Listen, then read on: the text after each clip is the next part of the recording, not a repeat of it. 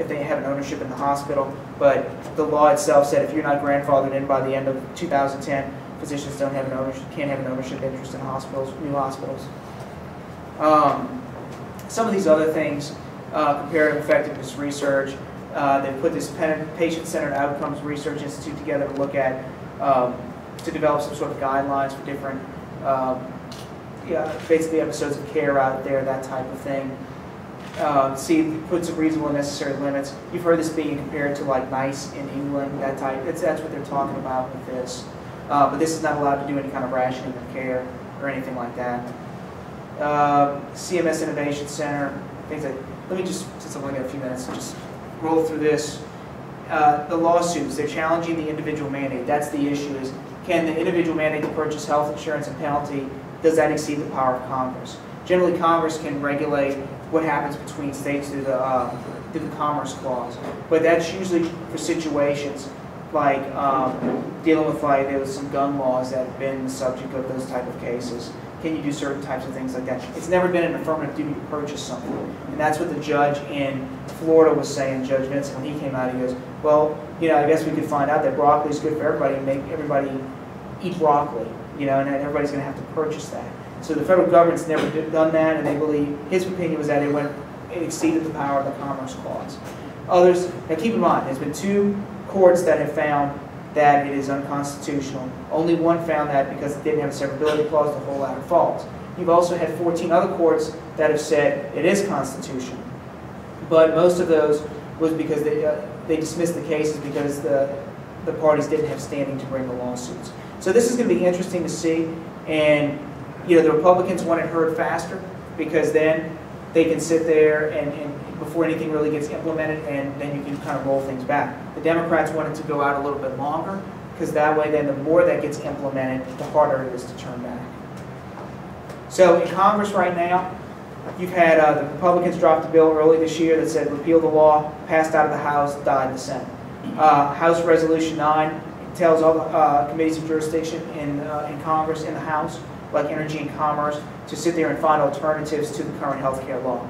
You've had a Health Act by Congressman Phil Gingrey, who's a Republican, and Congressman David Scott came out and they put a bill together that said we need some tort reform, and they looked at the cap on non-economic damages. That bill came out of the House Judiciary Committee.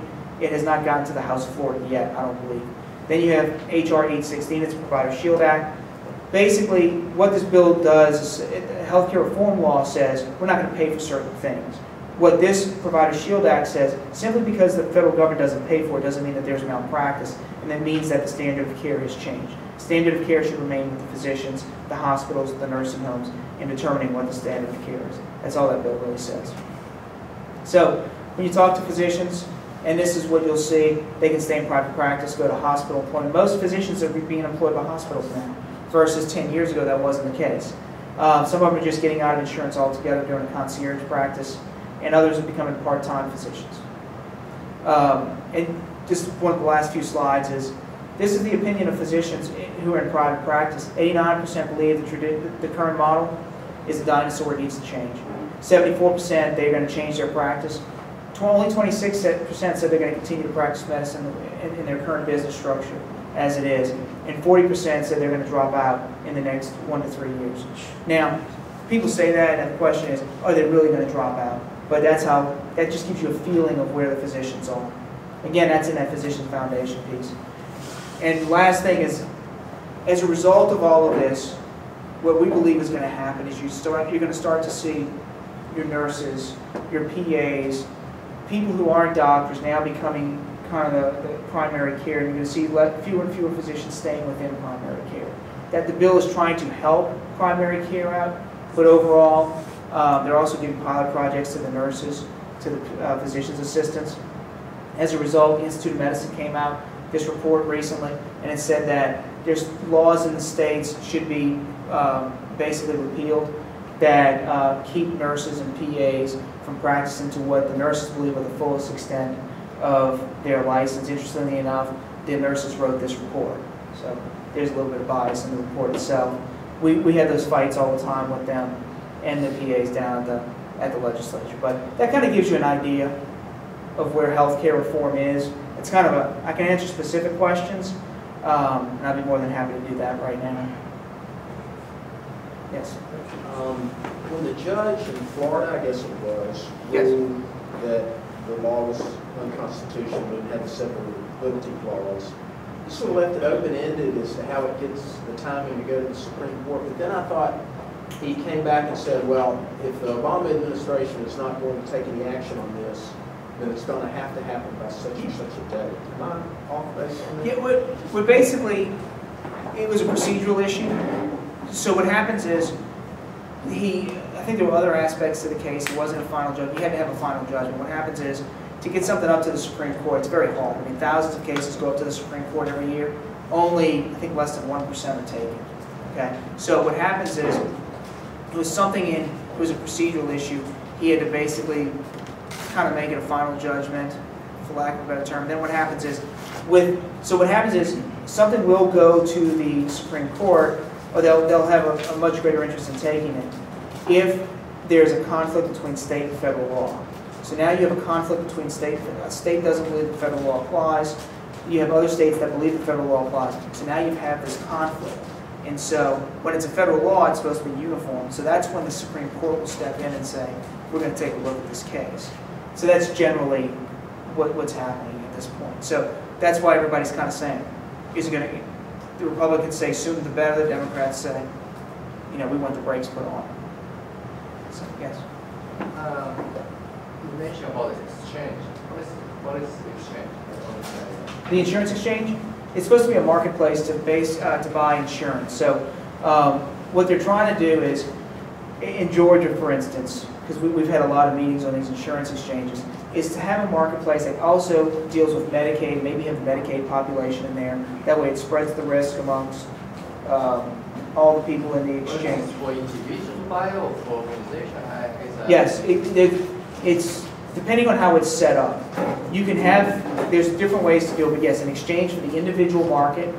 So if you're an individual buying insurance, you can go to the exchange and buy it. Or if you're a small group, small business, you could do it in the group exchange. Or you can combine the exchanges together. In Massachusetts and Utah, when they looked at it, they said, you really can't combine them together.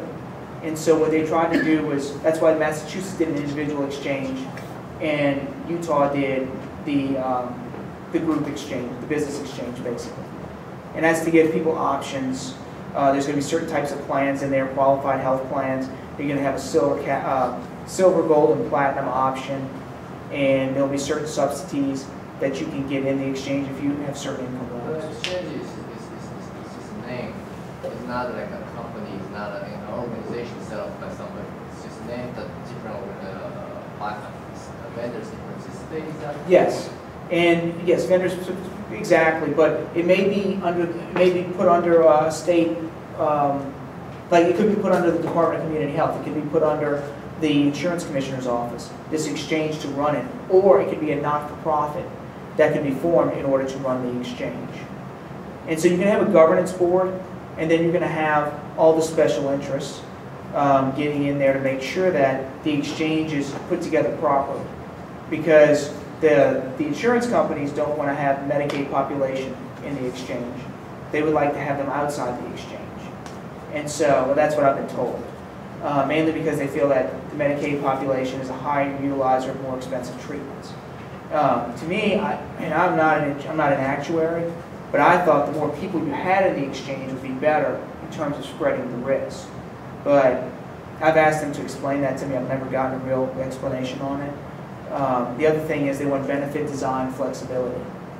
I've also asked what that means. I haven't gotten an answer out of that. And so it's supposed to be basically like a marketplace so that you can go in and the idea is that it will force people to compete. Yes? I found a very informative presentation you have given us. From your talk, it seems like the health reform is going to affect primary care physicians more than specialty. Right. But it depends on the insurance you have. Like I used to have a HMO, my insurance with university, and I need to go to the primary care first. Right. And they refer me. But now if it's a PDO, then I can go to the Anywhere you specialty want, right. directly. So why that the specialty doctor is not affected much by the health reform? Well, one of the, I mean, when you talk, like, you're familiar with the HMO model, that's kind of what the medical home is. Yeah.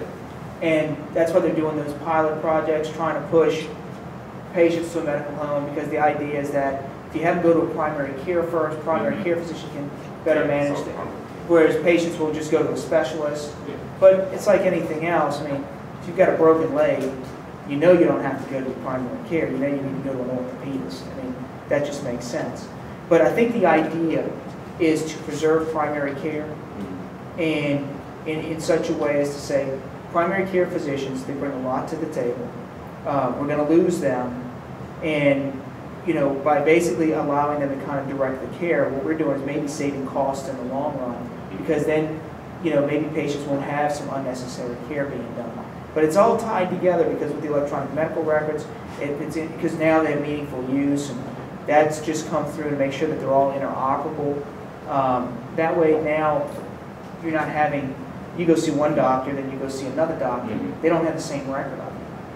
That's generally what's happening. So let's say you see a cardiologist for an issue, and you go to your primary care. Primary care is going to have all the drugs that you're on, or they should.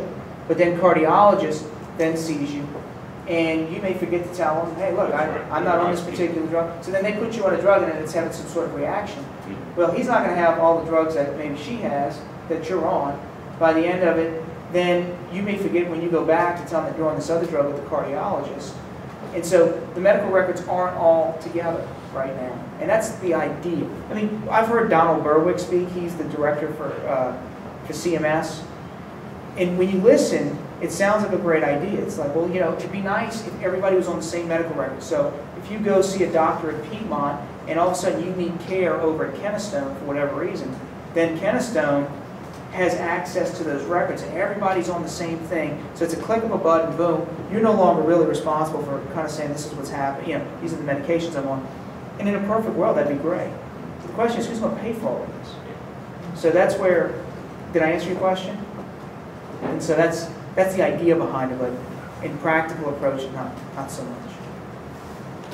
Yes, sir. Can you summarize? There are two kinds of people. One is the uninsured. The other people is the small business. I mean, small business, the entrepreneur. Yes. What's the major advantage of this policy? Benefit them? In terms of maybe the exchanges, or how does this help you Overall, out? what I'm saying is that what the current insurance policy, Yeah. and you have a new one. And what's the major advantage?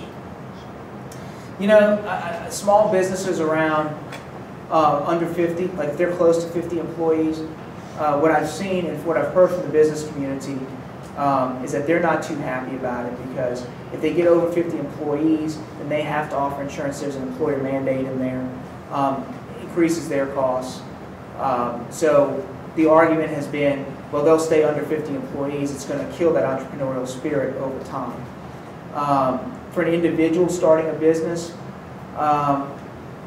you'll be in the individual market. You'll be forced to buy health insurance or take a penalty if you fall under certain economic, under 133% of the poverty level, what have you. You'll be eligible for like Medicaid, things like that. There'll be some advantages for individuals who don't have health insurance now. There'll be something out there for them.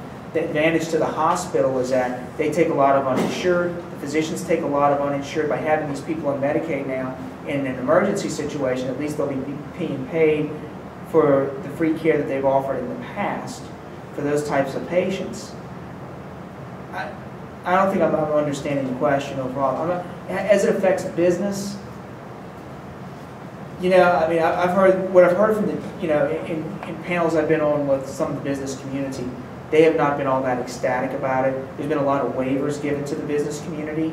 Some of the bigger businesses, like McDonald's, from what I understand, and some of the bigger companies are getting waivers. But could you address the 2010 small business tax credit? Is that for groups of at least 10? Is there a threshold size? yeah, the threshold size, there's a certain. I think I'll go back to your question, because I don't think I answered your question. I think it's up to 25, if the average employee is around 25,000, there's a credit that's available. And especially there's going to be credits available in these exchanges if they ever get up and going, to increase participation in the exchanges. Because the average subsidy is about 5,000 to 5,800. At least that's what the preliminary numbers say. My question is, for example, I'm a small business and I buy my own insurance. Yes. So I pay insurance premium every month. And then with the reform, is there any advantage or benefits to this kind of small business? How big? What is the size of the business? Only 1 or 2 people. 1 or 2 people. You know, you'll probably the hope is that if the insurance exchange gets up and running, there'll be some benefit for you there. And that's what they're saying is that, you know, some employers may look at it and say, well, it's cheaper to pay the fines and the penalties and just not offer health insurance, force people into the exchanges. But again, it's how these exchanges are set up, I think, is where you're going to see if there's a benefit or not. If the exchanges are not set up correctly, then there could be adverse selection. And then what happens is there's only the healthy people and the sicker people are still left out. So there's a lot of it's so early to tell, and I hate to give that answer, but it's true because accountable care organizations, we just got the rules and regulations, you know, and so a lot of this, the exchanges, they haven't put forth all the rules and regulations yet on that, so we don't really know how they're going to be set up. For instance, there's ideas that Utah and Massachusetts wouldn't meet the requirements of the exchanges. They're going to have to make some changes within their own exchanges to comply with the federal government. So a lot of it is, and the federal government's been behind on getting a lot, like the accountable care organization, the rules and regulations were supposed to be out in January, we're now in April, and they just came out. So I'm not trying to deflect the question, it's just that there's not enough known out there. A lot of it's speculation, and you'll hear a lot of rhetoric from both sides. And so when it actually gets implemented is when you'll start to see if there's advantages or disadvantages. I think, Donald, maybe this would be a good segue to the next speaker. John might address some of the questions you may have. So, thank you, sir. Okay, thank you very much. Thank you, Donald. Thank you.